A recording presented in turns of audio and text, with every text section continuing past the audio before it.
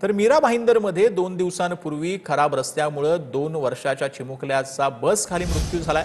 मृत मुलाच्या कुटुंबाला आर्थिक मदत द्यावी अशी मागणी युवा काँग्रेसने केलेली आहे। मेट्रोच्या कामामुळे रस्त्याची दुरवस्था झाली असून प्रशासनाचं याकडे दुर्लक्ष होत आहे। युवा काँग्रेसने भाजपचे आमदार नरेंद्र मेहता यांच्यावर दुर्लक्ष केल्याचा आरोप केला।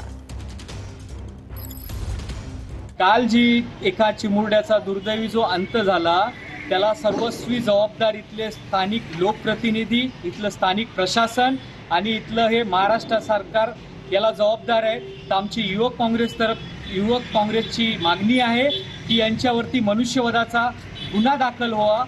ही आम्ही लेखी स्वरूपामध्ये इथले माननीय आपले राज्याचे राज्यपाल असतील, मुख्यमंत्री असतील, जिल्हाधिकारी असतील किंवा इथले स्थानिक कॉर्पोरेशन असतील किंवा MMRDAचे आयुक्त असतील यांना आम्ही अशी लेखी तक्रार दिली।